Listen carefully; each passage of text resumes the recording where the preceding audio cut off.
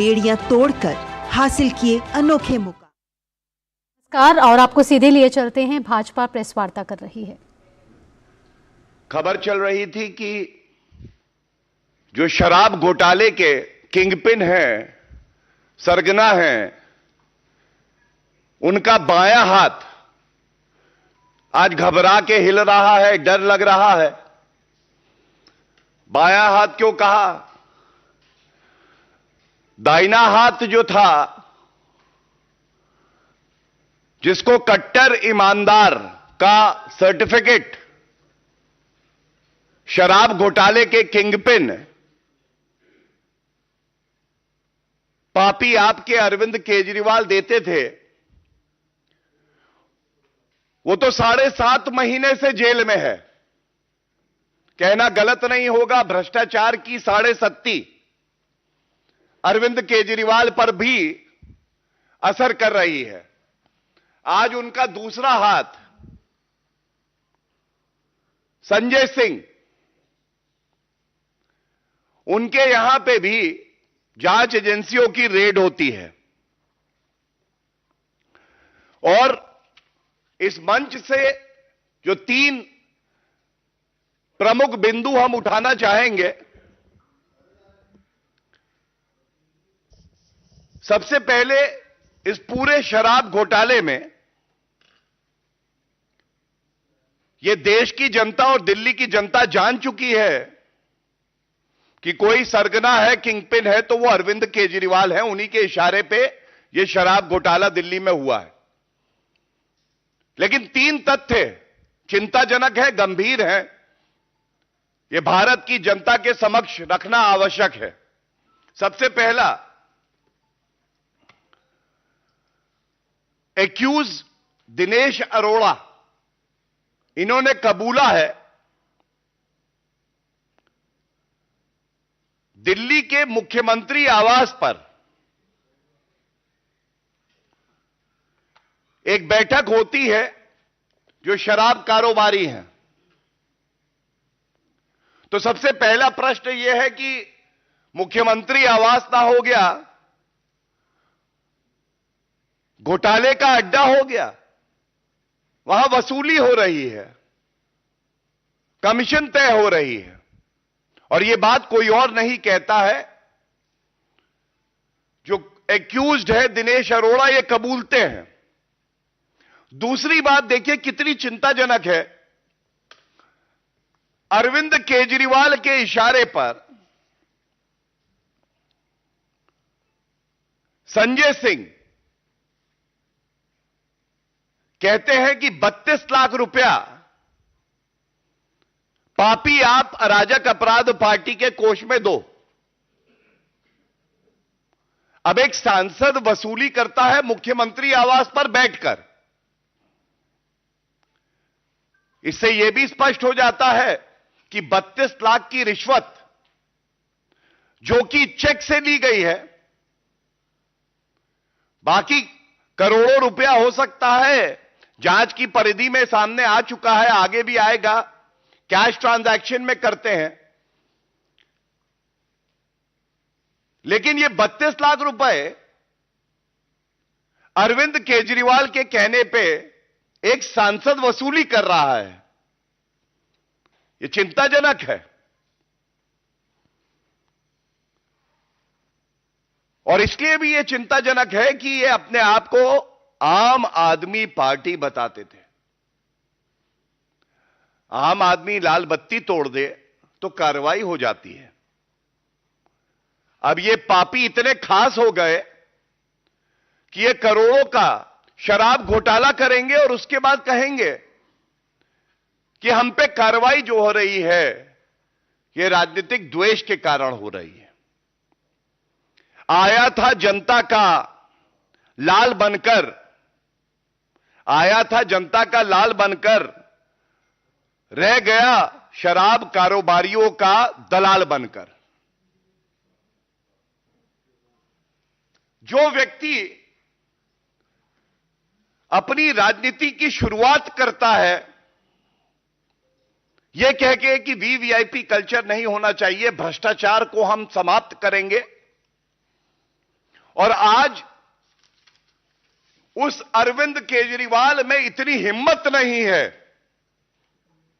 और मैं चुनौती देता हूं इस मंच से, पहला, अरविंद केजरीवाल जी, अगर आप में हिम्मत है तो आप तुरंत प्रेस वार्ता करिए और कहिए कि ये 32 लाख रुपए जो दिनेश अरोड़ा एक एक्यूज कह रहा है कि आपको दिए गए हैं, ये नहीं लिए आपने। हो जाने दीजिए दूध का दूध और शराब का शराब, सच को आ जाने दीजिए सामने। हिम्मत है अरविंद केजरीवाल जी। और ये अरविंद केजरीवाल, इनको ये याद दिलाना भी आवश्यक है, 2015 में ही अरविंद केजरीवाल कहते थे मेरे किसी मंत्री के खिलाफ इतना सबूत होता तो हम उसका इस्तीफा ले लेते, जैसे तोमर और आसिम का लिया था। और भाजपा जेटली जी को बेशर्मी से बचा रही है और उसके बाद स्वर्गीय अरुण जेटली जी से माफी मांगते हैं, लेकिन इस्तीफा तुरंत लेने की बात करते हैं। अरविंद केजरीवाल जी, आपने जिसको कट्टर ईमानदार का प्रमाण पत्र दिया, वो कट्टर बेईमान निकला, पूर्व उप मुख्यमंत्री, जो कि उस वक्त शराब मंत्री भी था। तो मैंने एक चुनौती उठाई कि आप डिनाई करिए कि 32 लाख का ये जो चेक है, ये रिश्वत है, ये आपने नहीं लिए। और दूसरा, मैं ये जानना चाहता हूं ऐसा क्यों है, जिसको आप कहते हैं कट्टर ईमानदार, वो सर्वोच्च न्यायालय जाता है, उसको राहत नहीं मिलती है। दिल्ली उच्च न्यायालय ईडी के मामले में और सीबीआई के मामले में 2 मामले चल रहे हैं, बेल नहीं देती है। और 7.5 महीने से वो कट्टर बेईमान मनीष सिसोदिया जेल की सलाखों के पीछे है। तो इसलिए मैं कहना चाहूंगा, दाहिना हाथ बायां हाथ दोनों लिप्त हैं इस भ्रष्टाचार में, लेकिन ये 10 सर वाला भ्रष्टाचारी रावण कौन है? ये तो अरविंद केजरीवाल की ही सोच है, जो मजबूर करती है अपने सांसदों को, मंत्रियों को, भ्रष्टाचार करो और मेरी तिजोरी भर दो। तो हम हमेशा कहते हैं, जैसे जैसे जुड़ रही है कड़ी, जैसे जैसे जुड़ रही है कड़ी, अरविंद केजरीवाल के पास आ रही है हथकड़ी। और यह भी सच है कि अरविंद केजरीवाल घबराए हैं, वो डरे हुए हैं। जांच एजेंसियों के नाम से वो थर-थर कांपते हैं कि मुझे बचा लो। लेकिन कान खोलकर सुन लीजिए अरविंद केजरीवाल जी, आपका यह मानना है आप बड़े खास हैं, पाप करेंगे, भ्रष्टाचार करेंगे, आप पे कार्रवाई नहीं होगी। और जनता का मानना, जांच एजेंसियों का मानना यह है कि कानून से ऊपर कोई नहीं है। कानून के दायरे में कार्य हो रहा है, कानून अपना काम कर रहा है और न्यायालय जो कदम कानून की जांच एजेंसियां उठाती हैं उसमें हस्तक्षेप नहीं कर रहा। यह दर्शाता है कि प्रथम दृष्टया पापी आपके नेताओं के खिलाफ सबूत भी है, साक्ष्य भी है, प्रमाण भी है। और जो शराब घोटाले का किंगपिन है, इसको कोई बचा नहीं सकता है। हमें यह यकीन है जांच एजेंसियां अपना काम करेंगी और कानून से ऊपर कोई नहीं है, चाहे वो बड़े संवैधानिक पद पर भी बैठा हो, उसके खिलाफ भी कार्रवाई होगी। अब इस बिंदु पे जो बातें हमें रखनी थी वो मैंने आपके समक्ष रखी। ये बड़े सवाल हैं, अरविंद केजरीवाल जी को चुनौती है, वो प्रेस वार्ता करें, जो प्रश्न हमने उठाए हैं, जो तथ्य रखे हैं, उनका खंडन करें। और अगर खंडन नहीं करते हैं तो यह मान लिया जाएगा शराब घोटाले का किंगपिन कट्टर बेईमान अरविंद केजरीवाल ही हैं। धन्यवाद। दूसरी प्रेस वार्ता जो है, ये हमने देखा किस तरह से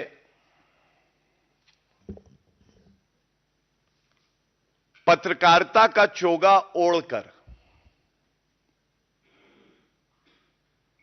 भारत विरोधी गतिविधियों में लिप्त और वो भी ऐसे देश से आर्थिक सहायता ले रहे हैं जो परस्पर भारत का विरोध करता आया है, चीन से। न्यूज क्लिक अपने आप को एक पत्रकारिता से जुड़ी एजेंसी, वेबसाइट बताते हैं। उनके खिलाफ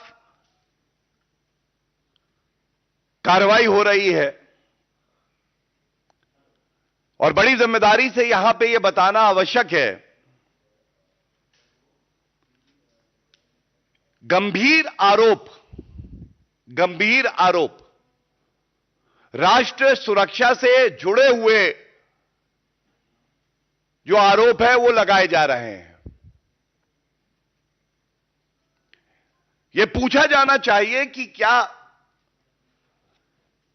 पत्रकारिता का मुखौटा पहनकर अंदर आपकी सूरत इतनी घिनौनी होगी कि वो देश के खिलाफ काम करेगी? और जब जांच एजेंसी अपना काम करेंगी तो आप कहेंगे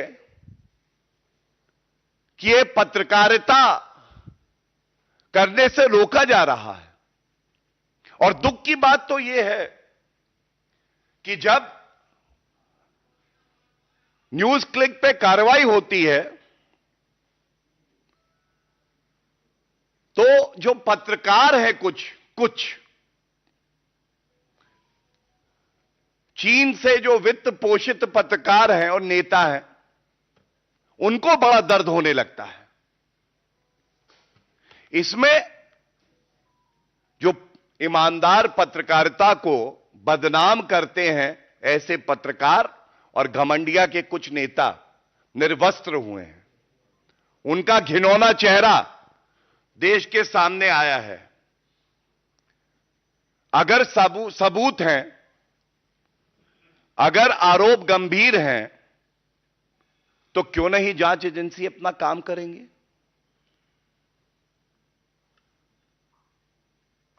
अगर कोई विदेशी शक्ति भारत को कमजोर करने के लिए फंडिंग करती है और उस पर ठोस कार्रवाई जांच एजेंसी करती है, तो घमंडिया के नेताओं को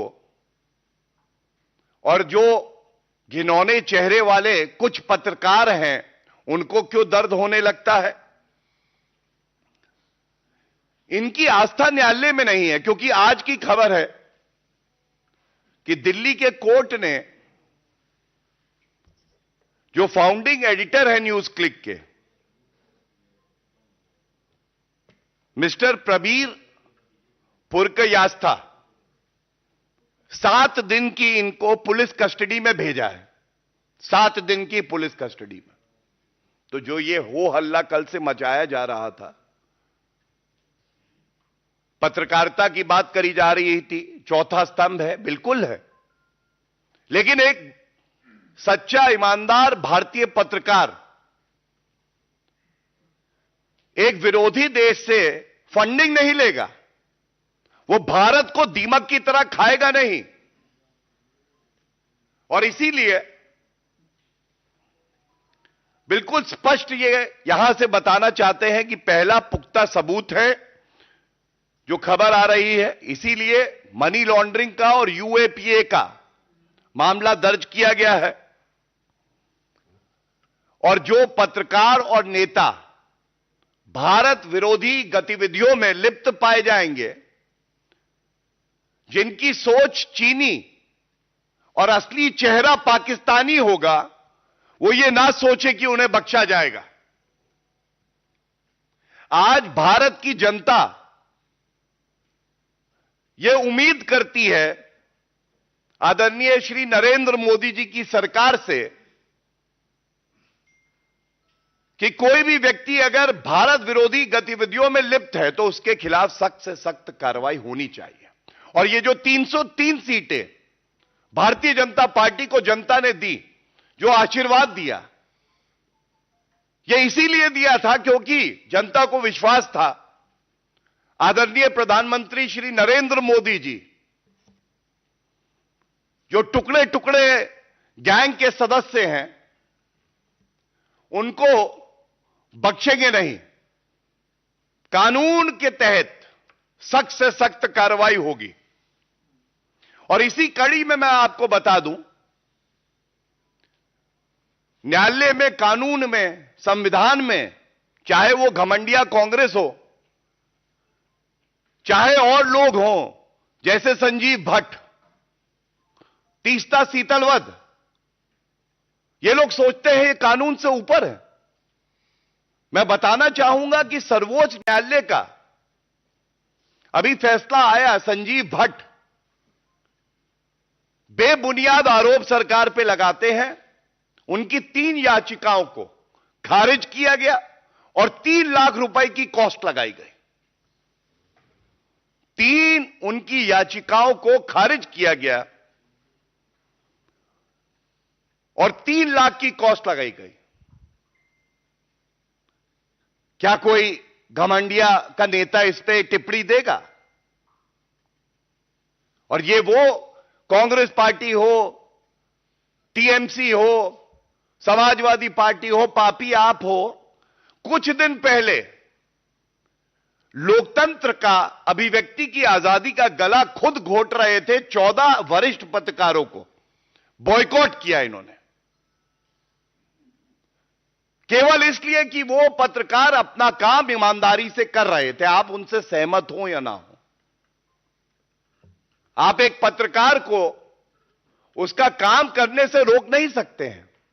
देश की जनता ने इस घमंडिया को, इंडी अलायंस को बॉयकॉट कर दिया। ये ईमानदार पत्रकारों को क्या बॉयकॉट करेंगे? और इसीलिए आज सवाल है कि जब न्यूज क्लिक जैसी चीनी फंडेड एजेंसियों पे कार्रवाई होती है तो घमंडिया, राहुल गांधी, प्रमोद तिवारी, तमाम ऐसे नेता हैं जो बाहर आ जाते हैं इनका बचाव करने। तो इतना घबराए हुए क्यों हो? कहना गलत नहीं होगा, थरथर क्यों कांप रहे हो? चीन से कांग्रेस के क्या लिंक है ये हम सब जानते हैं। 2 करोड़ से ज्यादा की रिश्वत लेना, एमओयू करार साइन करना पार्टी टू पार्टी, जो आज तक सार्वजनिक नहीं हुआ। और उसके बाद जब ईमानदार जांच एजेंसी अपना काम करती है तो आप दबाव बनाने का कार्य करते हैं। मैं इतना ही कहूंगा, कोई भी चीनी दलाल वो कानून से ऊपर नहीं है। कानून अपना कार्य कर रहा है। और यह सवाल देश की जनता पूछ रही है कि जब देश की जनता जांच एजेंसियों के साथ खड़ी है, प्रधानमंत्री नरेंद्र मोदी जी के साथ खड़ी है, तो क्या मजबूरी है राहुल गांधी की, ममता बनर्जी की, घमंडिया के जितने घटक दल हैं उनकी, कि वो ऐसी शक्तियों के साथ खड़े हैं जो भारत का भला नहीं चाहती। इन सब से निपटा जाएगा, कानून के तहत निपटा जाएगा और किसी को बख्शा नहीं जाएगा। यह बात बिल्कुल स्पष्ट इस मंच से हम लोग करना चाहते हैं। धन्यवाद। कोई प्रश्न किसी का? एक मिनट, पहले फर्स्ट प्रेस कॉन्फ्रेंस पे ले लेते हैं और उसके बाद सेकेंड वाले। सही है। प्रज्ञा, थैंक यू, प्लीज।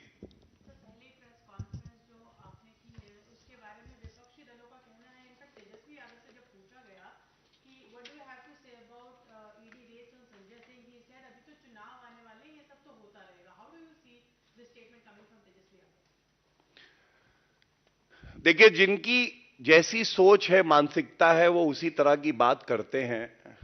और ये कहना गलत नहीं होगा कि तेजस्वी यादव की पढ़ने लिखने की तो आदत भी नहीं है। तो भाजपा मुख्यालय से अभी आप सुन रहे थे भाजपा प्रवक्ता गौरव भाटिया को, जिन्होंने दिल्ली में हुए शराब घोटाले को लेकर ये प्रेस वार्ता की। साथ ही साथ उन्होंने न्यूज़ क्लिक वेब पोर्टल को लेकर के